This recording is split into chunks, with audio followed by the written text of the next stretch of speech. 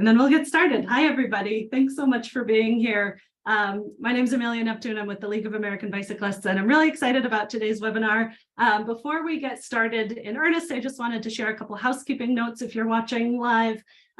We are recording this, and we'll send out the recording afterwards, along with the slides if you'd like to review those.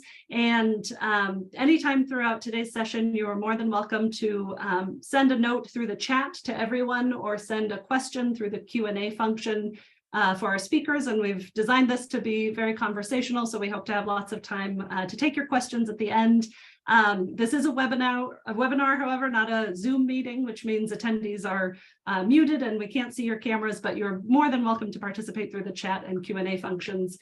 You should also see that closed captions are enabled, and you're more than welcome to use those or hide those, depending on your preference. You should see a button at the bottom of your screen to do that. And now I'm going to turn it over to our dear friend Lou Fineberg at Dero. Hey, thank you, Amelia.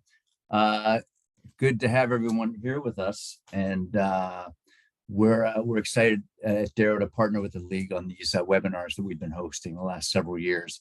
And of course, this topic's near and dear to our heart. A very stellar bike room and bike commuter program that we're going to delve into a bit. This is fantastic. We're excited. Allina has made this kind of investment. We're going to learn all about it.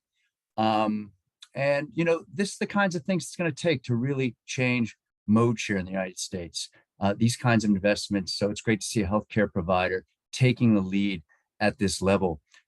So without any further ado, let's jump right in. Our two guests are Adam Juul with Allina and Matt Lysne with HCM Architects. Both are Minneapolis based.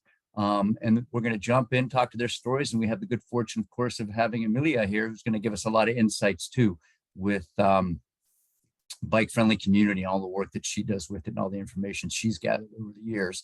So Adam and Matt, I know, actually, Amelia, don't you have some slides to share before Adam and Matt? Okay, great. Yeah, sorry, I'm going to jump in. Yep, absolutely. Thanks. So first, I just want to wish everybody a happy National Bike Month. May is Bike Month, and this is Bike to Work Week. This Friday is National Bike to Work Day. So I hope wherever you are, you're able to celebrate and your community is doing some fun things. We know some states celebrate at other times of year when the weather is a little more optimal. So if you're in Florida or Alaska, I know it already happened or it has yet to happen, but we're really excited to celebrate National Bike Month. As the National Bike Advocacy Organization, the League of American Bicyclists, advocating for all of you who bike, whether it's for work, for transportation, or for recreation and enjoyment.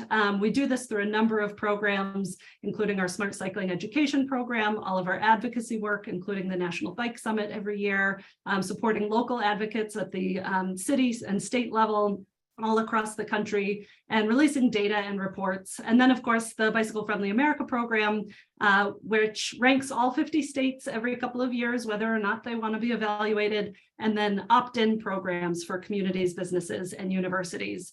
And this slide just shows a quick snapshot of how many award levels there are in those various programs all across the country.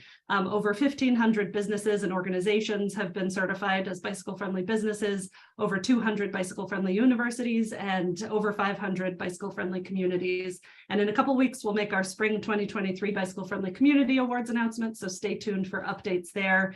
But we give out awards, bronze through platinum, but not everybody that applies gets an award, but everyone gets feedback, because it's really important to us that wherever you are in this journey to be bicycle friendly, we recognize that there's room for improvement. And so it's important to us as advocates that we are giving you the tools and resources to help you improve. And real quickly, I'll just say that the application for the business, community, and university programs relies on the criteria that we refer to as the 5 E's, which is engineering, encouragement, education, evaluation and planning, and equity and accessibility. And I wanted to mention this because today's session, which is about a great bike room, touches on all of these categories, because great bike parking obviously checks a lot of boxes in engineering, but it also goes so far in the realm of encouragement. And the story that you'll hear about how Allina's bike facilities came to be involves a lot of amazing evaluation and planning. We'll touch on equity and accessibility and all the opportunities for education that can happen in a space like what they've created. So with that, I'm really excited to dive into the details about this awesome bike room. And I hope that it, more than a room really, this bike facility, and I hope that it inspires more places to think this big when you're thinking about commuter services for your bike commuters on staff. So with that, I'm going to hand it over to Adam and Matt to tell the story. All right. Hello, everyone. I'm Adam Juul. I'm a Director of Facilities and Real Estate Administration at Allina Health. Really happy to be here. Little bit of context first, as we said at the start of the talk, we'll leave a lot of time at the end for questions and dialogue, but figured a little bit of context would be helpful. And so first, starting at sort of a broad level, Allina Health, I won't go through all of this, but we're a large healthcare organization based out of Minneapolis, with presence in central northern Minnesota, as well as western Wisconsin, 12 hospitals, primary care clinics, and the whole gamut of healthcare services. So you can go to the next slide. All right, here, it's a little bit of a busy map, but I tried to overlay our campus on top of a greater Twin Cities map with bicycle trails on it. So we're located in South Minneapolis, just outside of downtown Minneapolis, and it's about a mile-long stretch along Chicago Avenue in South Minneapolis, or around 30 acres. It's comprised of 2.5 million square foot hospital, as well as our 10-story office building that has our corporate headquarters, if you will. That's around 410,000 square feet. And between the collective campuses, we refer to them as two campuses, but it can be just one, all connected by a skyway. We see about 10,000 trips per day there. So 5,000 on the way in, 5,000 on the way out, multimodal trips, that is.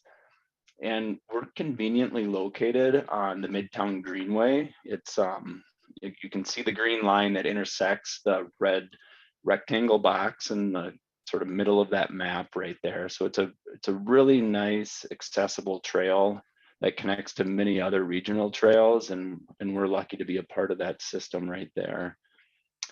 And let's see here. So yeah, I mean, go back to that one for a second. Sorry. So we want to talk about the bike room, but it's a little bit deeper than that. Every hospital campus has a master plan, and a lot of the elements of the master plans are rarely implemented, and a lot of times collect dust. In about 2018, our executive leadership team decided to kick some of that dust off and start really focusing on a plan to increase the number of patient beds on our campus. And we have a covenant with our neighborhood that we won't expand outside of our perimeter. And so what that essentially means is we have to demolish something to make way for more patient care space. And so the most logical demolition project was to get rid of one of our parking structures to create a new patient tower. And so when I learned of that as the TDM leader over parking and transportation at the hospital, I started to freak out a little bit, because we were already at 100% capacity.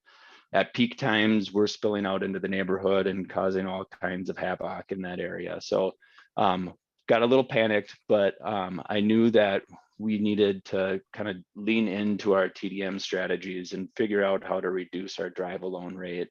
And so this, in a way, provided a burning platform for us to maybe get a little bit of investment on those things. And so we started on pretty much an overhaul of our TDM program, and we did that in partnership with a firm called Nelson Nygaard. And so I think on the next slide here, it shows what our vision statement was and a number of our goals here. And again, I won't go into all of those, but the ultimate result of this was a rebranded program that we called Flex Commute. And we leaned on an app called Loom to power this program, and with a focus on, again, reducing our SOV rate. And one of the main strategies was going from a monthly rate to a daily rate for parking, and trying to incentivize alternatives to driving alone. And so again, kind of circling back to the master plan and the project to demolish the one parking structure, we knew that we had to replace some of that supply because at 100% capacity, no matter what we were going to do for alternatives to driving alone, we still have patients that come from the greater Minnesota area that are going to need to drive in, and all of our employees have, reasons, valid or not, to drive in. So we needed to replace some of that supply, but we wanted to be good stewards about that, both sustainably and economically, because parking ramps are quite expensive. And so that's why we started investing in these TDM strategies. And so that replacement of some of the supply became a project called the Transportation Hub. And it was comprised basically of a parking structure and then the bike center that we're here to talk about. And so I'm going to let Matt go into some of the details about the planning and design process as well as the construction. And so I'll hand it over to him to talk about that. And I think he has a few slides, and here's just a quick image of the front of the bike center as well as the Transportation Hub project. So yeah, I'll hand it over to you, Matt. Well, thanks, Adam. I appreciate it. And Lou and Amelia as well. Matt Lysne from HCM Architects. We were fortunate enough to be selected by Allina to work on this project. I know a couple of other architects were also responded to the RFP, and we found out about it and competed through a local bicycle retailer that we've done work with. So I'm a lifelong cyclist, part-time commuter racer, and so it's near and dear to my heart. And it was great to work with the Avid and Allina teams because there was just so much support behind this on the Greenway and the space they had. We started out working with them through really just a programming effort that was, around what did they think about demand and anticipated demand, with us trying to benchmark existing spaces. We had done corporate fitness centers for a lot of clients. So we had some gauge of, okay, if we have this many lockers, we think this many showers. But then we were trying to gauge that around space. And Amelia, maybe if you flip to the next slide, you can kind of, in the diagram, thank you, there's these competing pieces. And if one wants to be a little bigger, then something gets smaller. And how do we do that?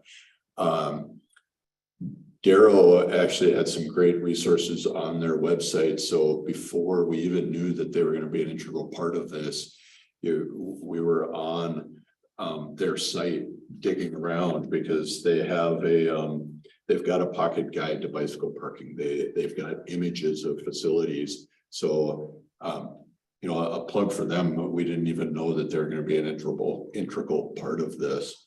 Allina also had what they called the bike bunker, a secure bicycle storage facility within one of their parking structures. So we were able to do some what works, what doesn't.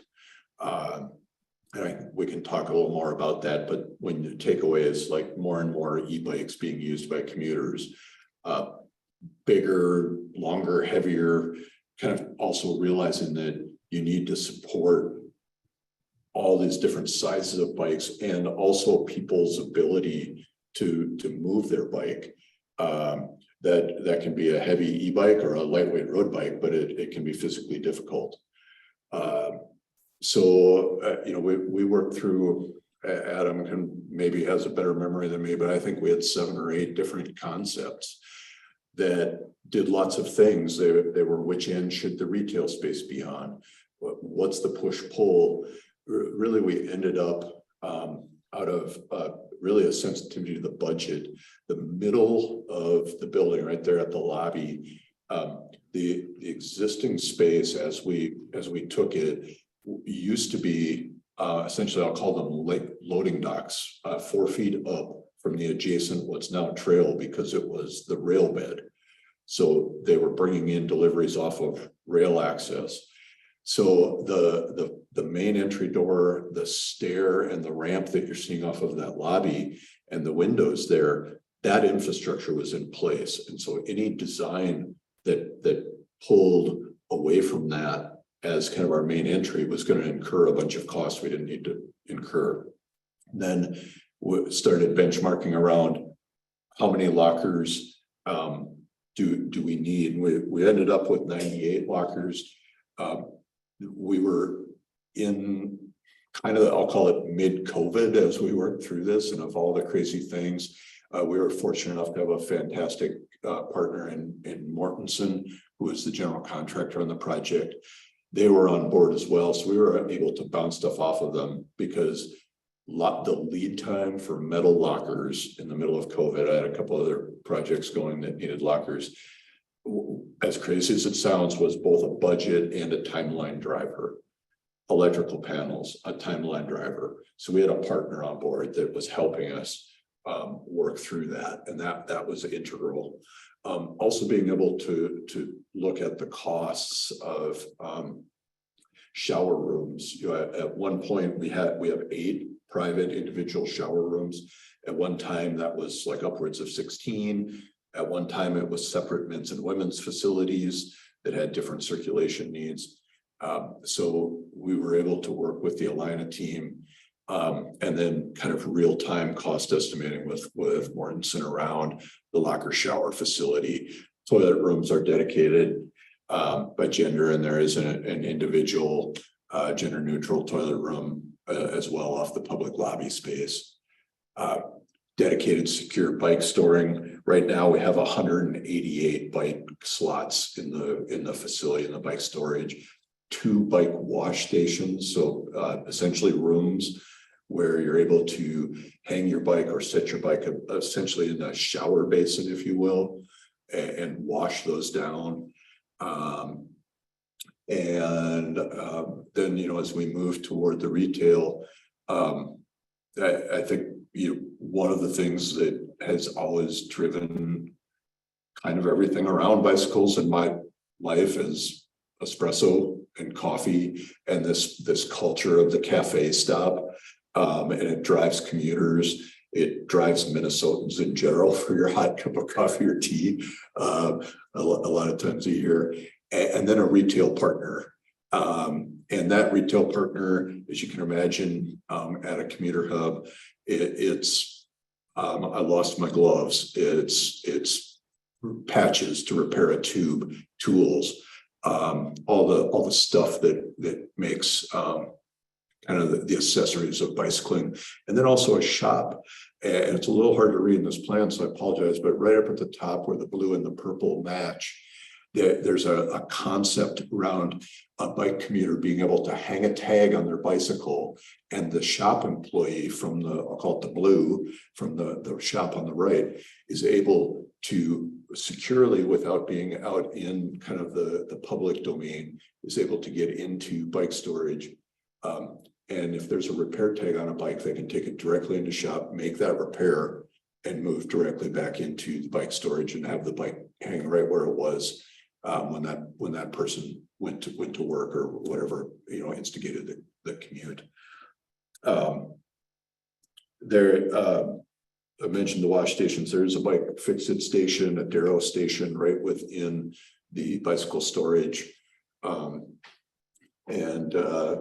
Maybe Amelia, if you wouldn't mind, the next 2 slides, we just have the slide here. I guess I've kind of talked about this, but in the upper right, you have an image that's the bicycle storage room, the locker room as it is today, with a blend of racks. So we have space-saving racks, but we have one of the lessons learned out of the existing Allina facility was to have a lot of racks, as many as we could on the ground. So there was a push-pull between as many bike racks as possible and space-saving arrangements, but this idea of a heavier bike, a longer bike, I think, you know, panniers, what have you, bikes that are just heavy. So you see kind of both of those juxtaposed here with the upgrade on the left and the space-saving systems on the right. The bottom photo is the corner of the bike station, kind of behind the right-hand side of the photo above, and one of the two bike shower spaces. So you have actually an air compressor for filling tires hanging on the wall there with the airline hanging off of it, and then the bike wash shower. So the bike is in a shower basin and has a hose and hot and cold water available to it. There's also a platform just for everything to dry. I'm not sure protocol, Amelia, but I saw a question come in about designating racks for bigger and smaller.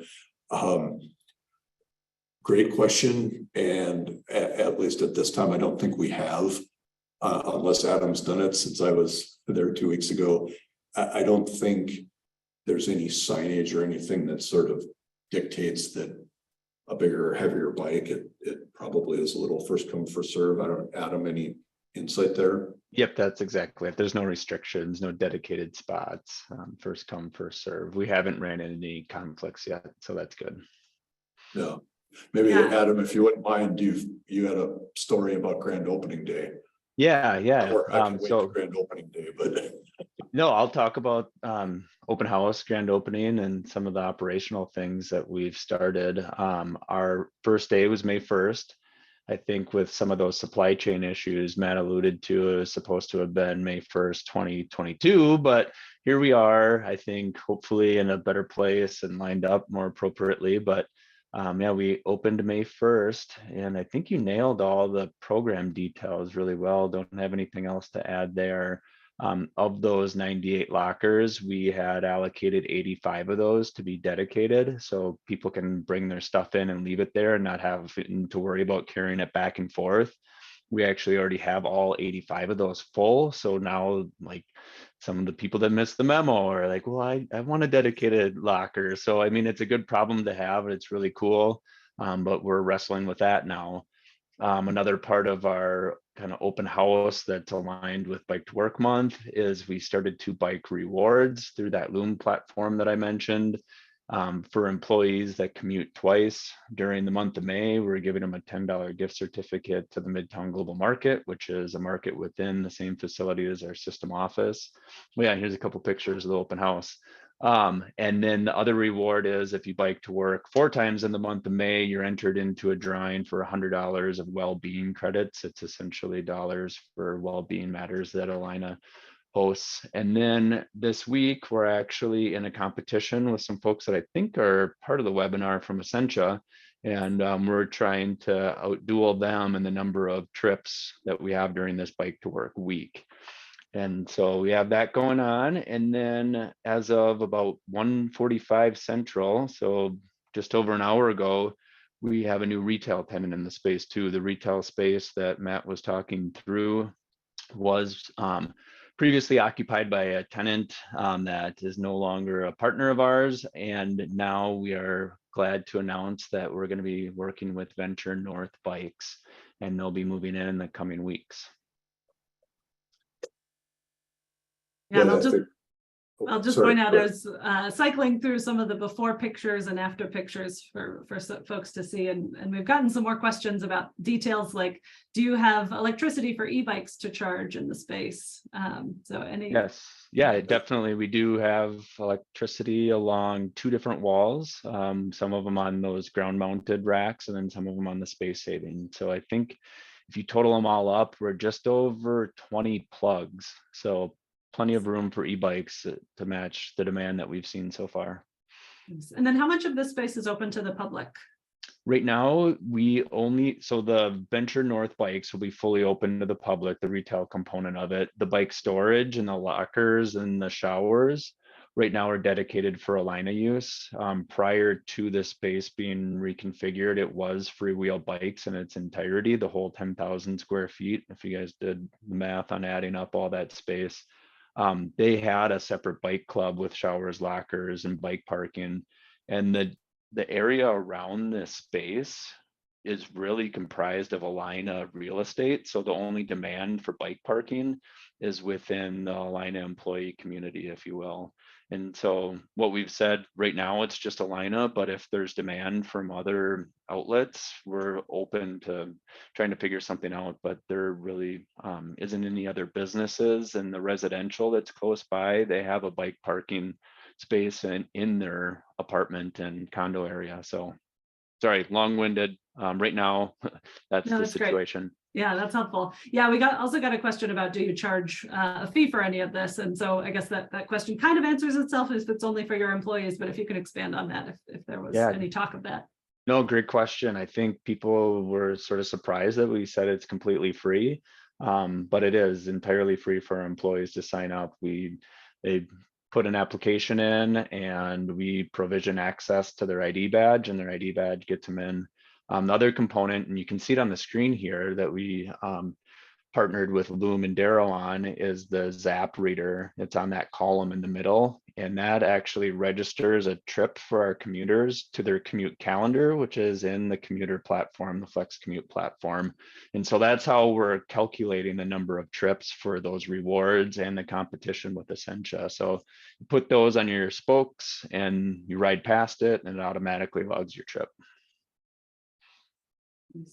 Yeah, I think one of the really nice outcomes of all the design effort with the Allina team is the ability of this space to have the separation of Allina and public space, but have this common lobby space. So everybody's utilizing this lobby, and there's this kind of hub of activity.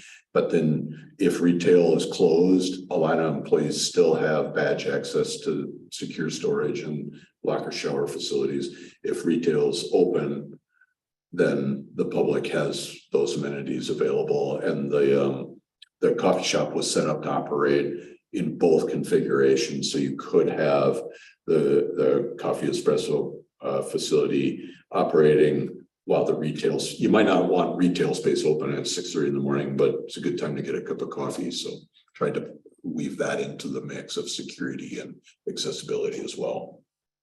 Yeah, another programming thing, I want to make sure we get to all the questions, but I want to mention this too, now that we have Venture North Bikes as a partner. Matt talked a little bit about the repair process and how we can go into the bike room through the back door, but we also intend to partner with them on other programming, like just educational things with our employees, simple things about how to pack your bag, and small barriers that prevent people from commuting into work. We're going to partner with them to have classes to teach people how to do that, which sounds kind of funny to say, teach people how to bike, but I think it's going to be really helpful to have those things. And last mile connection, people get really anxious about what to do after they turn off the trail that they get on by their house. And so to meet them at a T in the intersection and ride with them the rest of the way in, and just show them how to get through the door. There's a little hand wave on there, and just simple things. And so having a bike buddy is another program that we intend to implement. That's awesome. And I'll point out that all of those things get you points on the bicycle friendly business application. So that's exactly what I was referring to with the education and encouragement and how it all really fits together. So it's really exciting to hear about how Allina's thinking sort of big picture holistically about this. And I'd love to just go back to something one of you mentioned and repeat it, because I think it's so important. The transition of what was previously monthly parking passes for employees who drive, and switching to a daily pass. And just from sort of a behavioral science psychology standpoint, how important that is. Because when you have things like an annual or a monthly parking pass, people think, well, I already paid, why not drive today? But when they have to make the decision every day to, sign up again, I'm going to pay again to drive again today. Maybe I should rethink how I'm getting to work. That really does make a huge difference. And so that's something we encourage all of our businesses and universities to think about, is how to at least offer more flexibility in driving parking passes, if not going to a completely, daily system. Cool. So Quick we've got question. Yeah, I'm sorry. Just related to that, I wanted to, because in my advocacy days, I was in a commuter program, and one of the key moments for people to change their commuting habits was also when the location of the workplace changed. And so I'm wondering, Adam, did you guys have much data in terms of commuting habits prior to this big development? And, of course, you don't know the difference yet, but is that something you'll be able to track? Yeah, definitely. That's one of the main components of our sort of current state analysis that we did with Nelson Nygaard. We had some metrics on our drive alone rate, but we did some pretty in-depth surveying and got really good at response rates on that. And we were able to dive into the different modes. And now moving forward, we'll be able to calculate that data using our Commuter platform that's powered by Loom too. But yeah, really important to sort of hit those psychological milestones. And in Minnesota, a lot of those happen when the seasons change too. So for us to open up the bike center here in May and try to lean into some of the incentives were, very intentional. Nice. And we have Anna Tang on the Bicycle Friendly America team here helping us moderate Q&A. So thanks, Anna. Do you want to jump in with any questions? Yeah, there's one here. There's two actually that haven't been answered yet. One of them is, are there any places for patients to park in the bike room? Park their bikes. Okay, so if you go, it's sort of hard to explain, but if you look at the map, this is central to our corporate office and the hospital. So patients most likely would not park there, but we have a lot of on-street bike parking, if you will, just sort of the standard Dero hoop racks that are located by all of our main entrances. So that is promoted on our website as well as obviously a physical option. So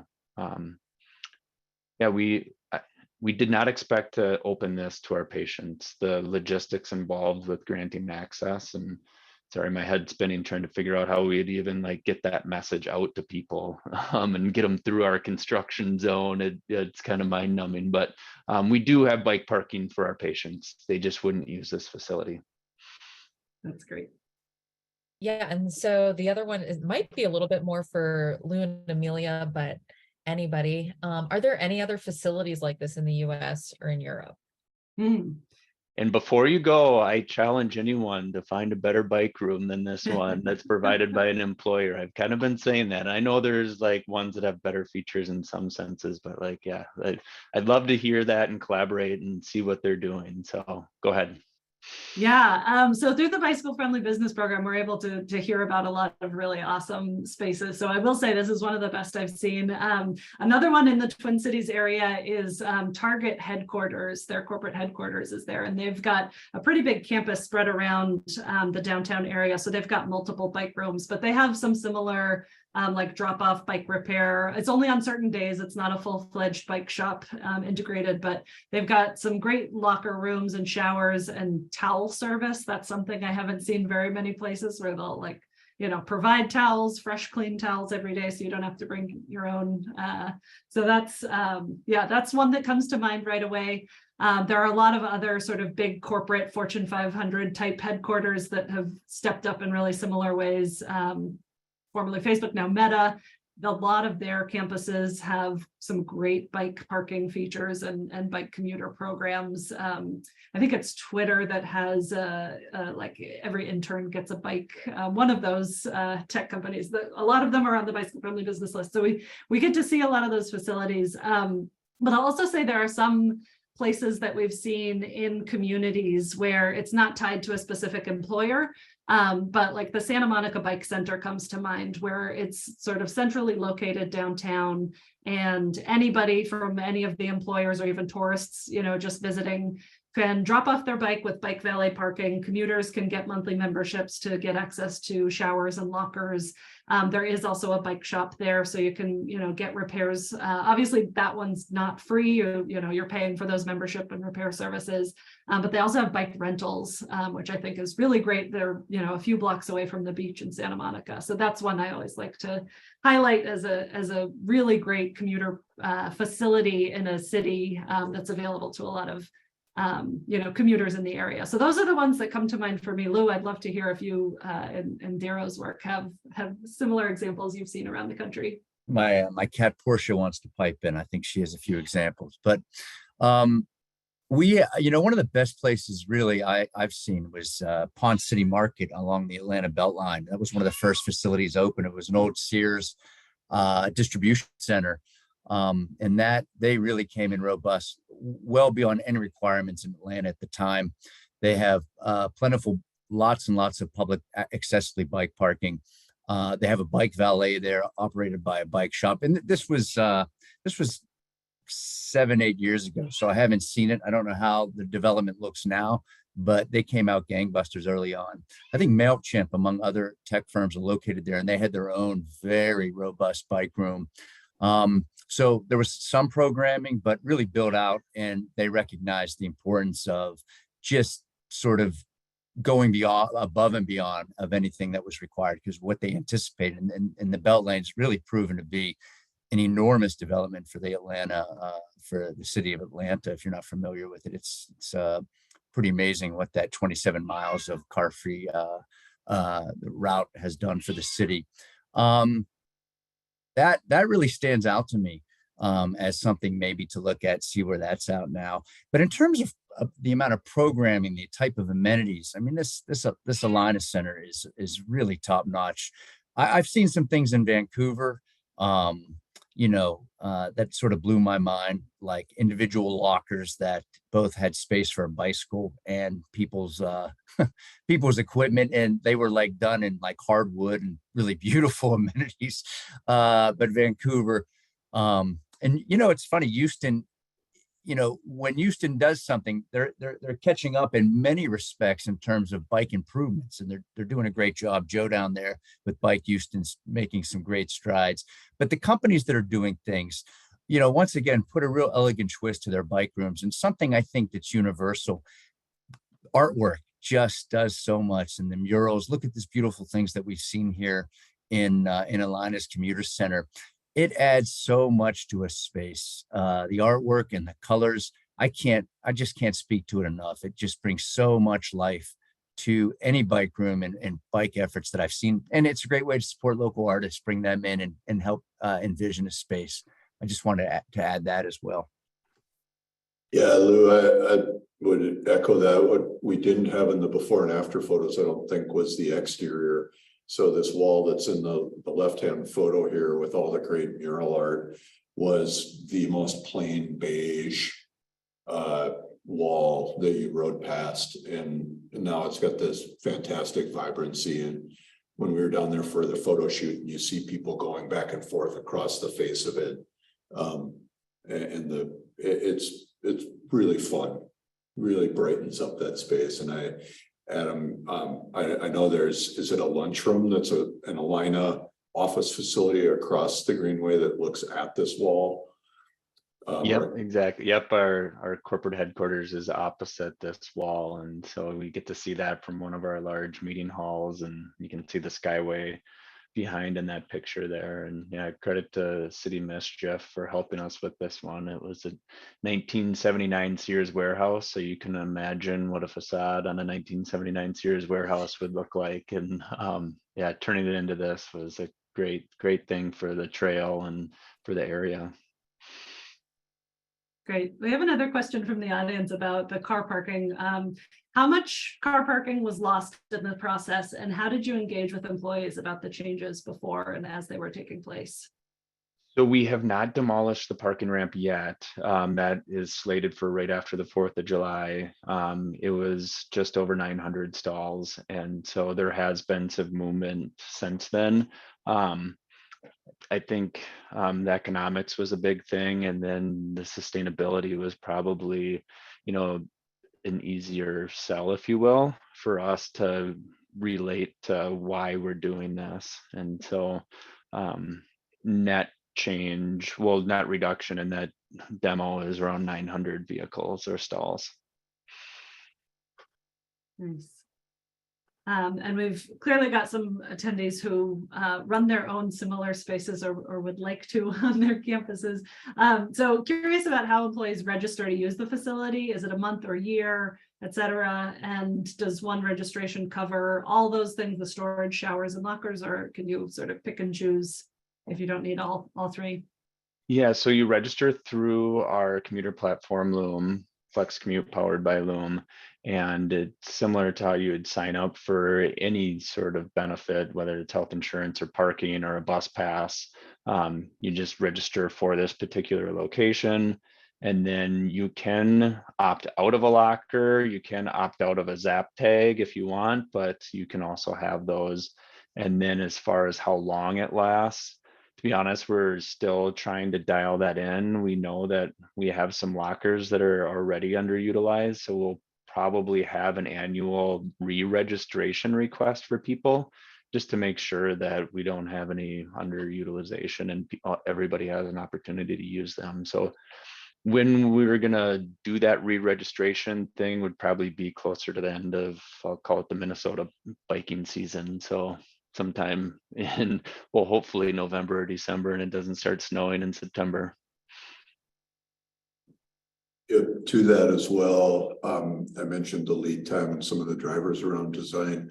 We did plan in and worked with Adam and his team. There is growth or expansion capability within the locker rooms. So without knowing exact demand and with some of the pressures that were on delivery, we purchased what we thought was the right number to get started, but there is the facility has built-in growth capabilities within it because it's a very, very fixed footprint. We have essentially retaining walls and earth on 3 sides and a greenway on the other. So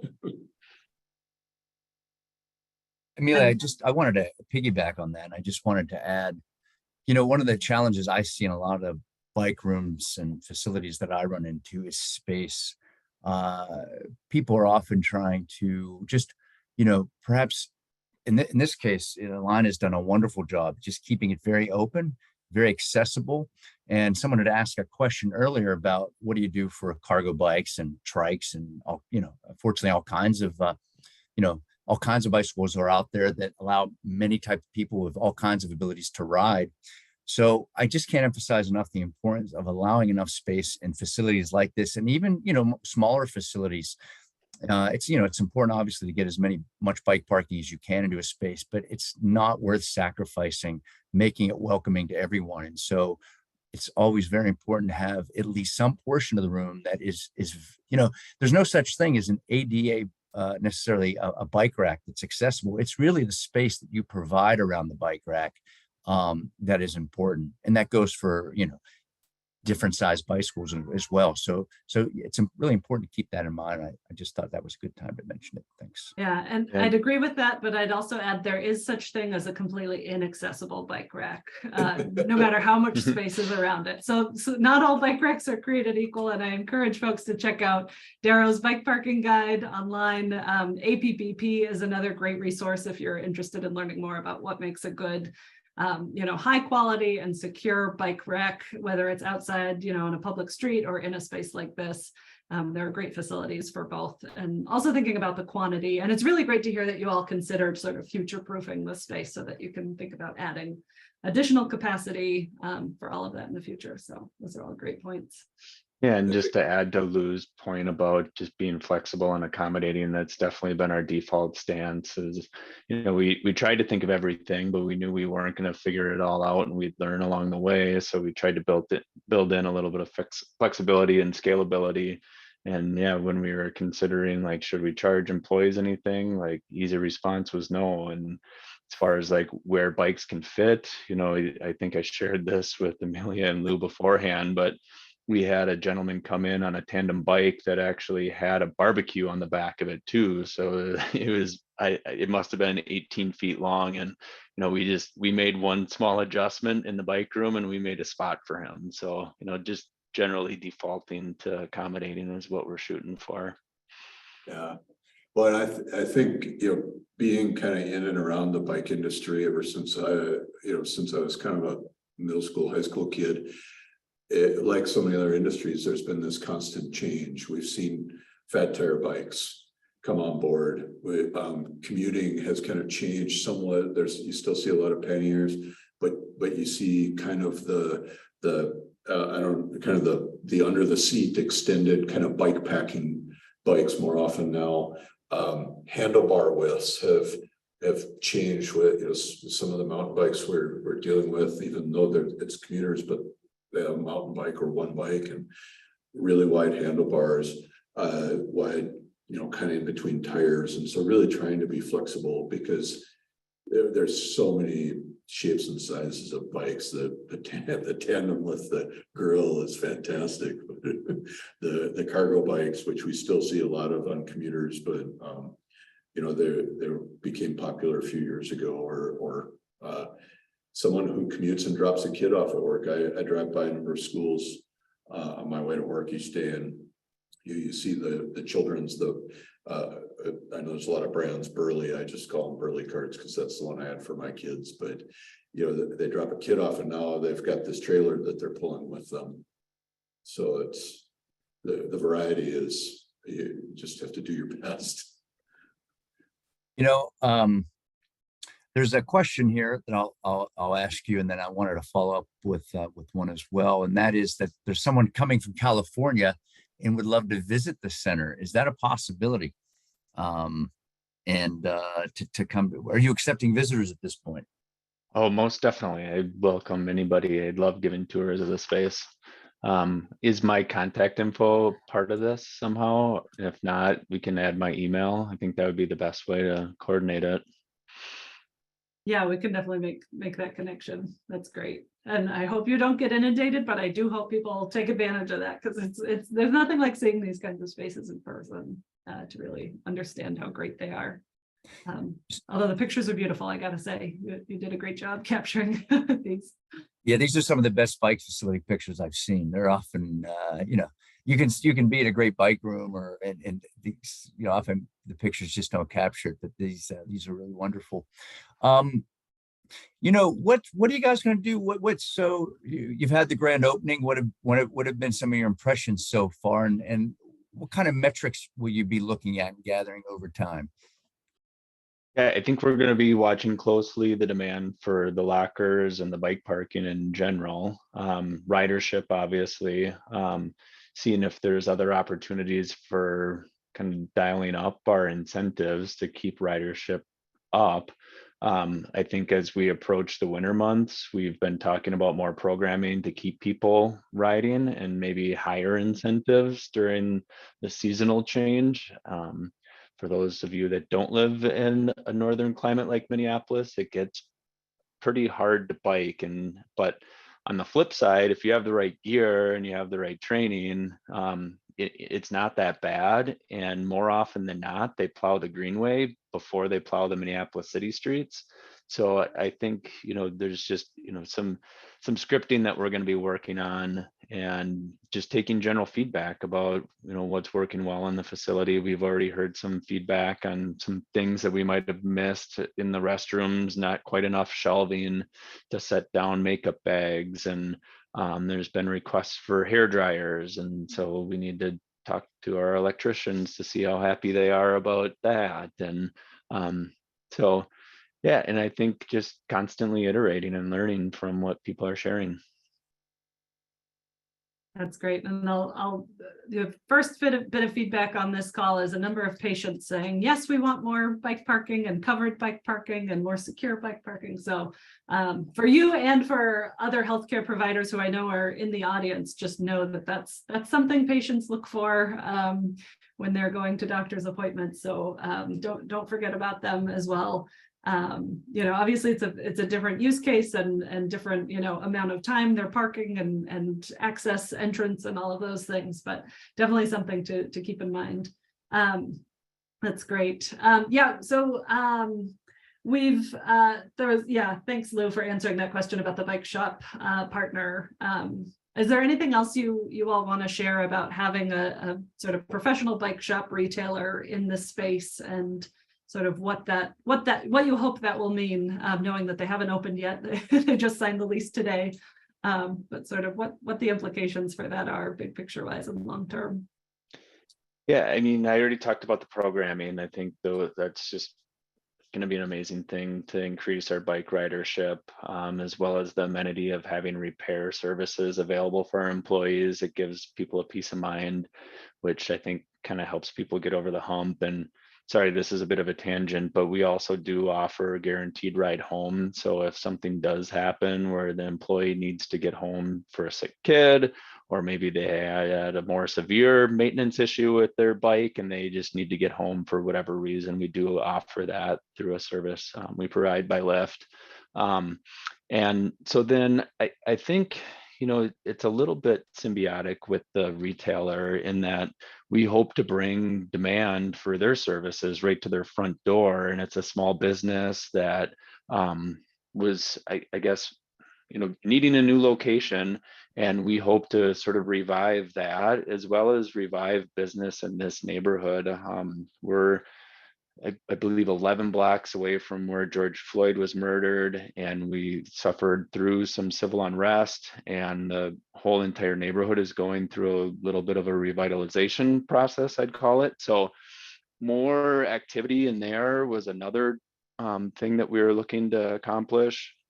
And yeah, just general coffee service for our employees is always a nice thing. And we're a healthcare company and we don't do bike retail. And so being able to partner with somebody that has that focus while bringing demand, like I said, to their front steps, I think is a win-win for both of us. And then a third win for the community.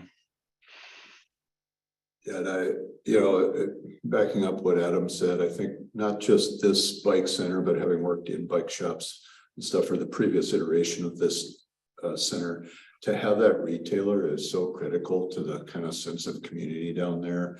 It's the place you chat. It's the place you gain knowledge from the employees there. And Adam hit on, I think, the biggest one that can be a hurdle for those who don't do it is the sense of security, that if something goes wrong with my bike, there's somebody to help me sort it out so I can go back home later. Because it can feel daunting until you've done it a couple times. Great. So I have an awesome question in the Q&A. What are the key takeaways you learned through this process that you would share with others who are curious about implementing great facilities? I didn't plant that question. Well, I think we already talked about minimizing barriers for staff to register, costs, those kind of things. I think that's big. And I think, the other pieces involving people that actually commute on a day-to-day basis in the design process. We were lucky enough to work with Matt, who is a cyclist, and that was very intentional. So I think also just, again, listening to other employees that have really constructive feedback on what elements would work for your facility. I think that's another key thing to consider. And I'm going to keep thinking, Matt, what do you got? Well, I think, and it admittedly was probably a luxury, at least for me on this project, but Allina, we had two real things that were real positives. They gave us enough of a schedule that we could go through that process of pre-design and programming to figure out what the right concept was. And also they had their contractor on board. That's more and more of a common model, but it didn't used to be the norm not very long ago. And so you had this entire team with enough, not too much schedule, because you can get, we call it programming fatigue, but we had enough schedule to do it right and really vet things out for the client without having it be a long, drawn out process. It lets you vet out those details and get your numbers closer to right. And speaking of numbers, economics, I think, is a big thing too, and having executive leadership on board. And typically it's helpful if you have a solid business plan for that. So when you compare building out a bike center to building a parking facility, it's night and day. It's way more expensive, and it's a healthier, more sustainable resource for people. So it's, just being able to do the math and pencil it out and get that executive buy-in beforehand, I think is also an important element. Yeah, that's great. Did you all have very many bike commuters before this? And did you have data on how many you had before that you'll be able to compare after this? Matt, excuse me. Sorry, Matt. The bike bunker, we also had another bike room in our corporate headquarters. We had some data based on the survey, but it wasn't as real time as we're getting now. We had some sort of sample analysis of spot capacity checks. So it's not going to be really good, but we did have some. I always encourage folks to get before and after numbers just to, to show off the success of a program like this. Yep, definitely. So we definitely had the bike mode split somewhat calculated, and we can make some assumptions based on it. It won't be as accurate now in the after. And so for kind of statistical geeks, they'll debate you about how valid the pre numbers were, but I won't go there. That's great. And then we got a very technical question: floor cleaning. Who does it, how, and how often? It's going to get messy on rainy and snowy days, right?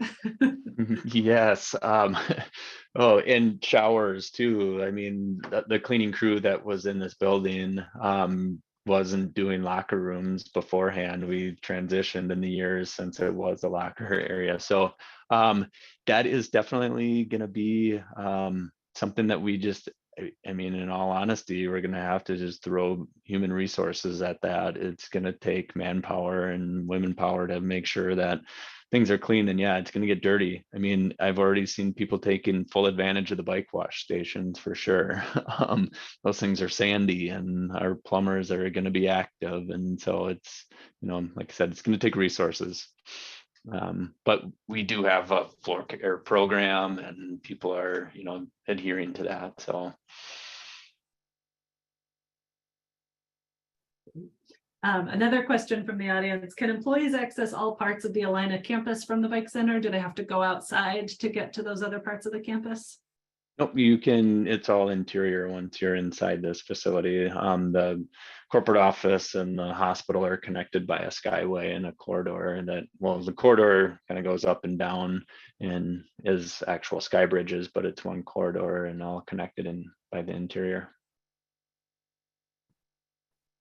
You know, what I really love about this project is that it's not just an end of trip facility, it's a destination in and of itself. And it really goes to show you what you can do with a facility like this. It's really not just about getting there, it's also about being there. And you know, it reminds me a little bit with even bike racks and bicycle parking. I mean, you can put a basic bike rack in front of your business, or you can do something fun that's a custom rack, or do a rack that represents a city.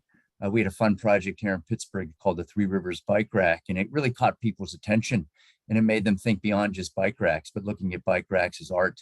And that can't always be done, and it's not always practical, but you know, it really, it gets people to think a little bit and pulls things beyond the normal and starts conversations and lends itself to community.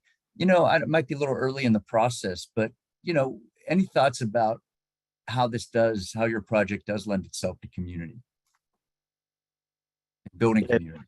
Yeah, you know, it was a destination on the trail there prior to this project when it was our former tenant. And, you know, the other piece of the partnership with Venture North Bikes that we're looking forward to is going outside of just the programming for our Allina employees, because part of their mission, it's written right in their statement, is to have a healthy place to live by increasing racial, economic, and gender equity with and beyond the biking community. And so exactly what that's going to look like is TBD, but we're really excited about what they've done in their previous locations, just to kind of make sure that they're checking those boxes next to those mission statement elements.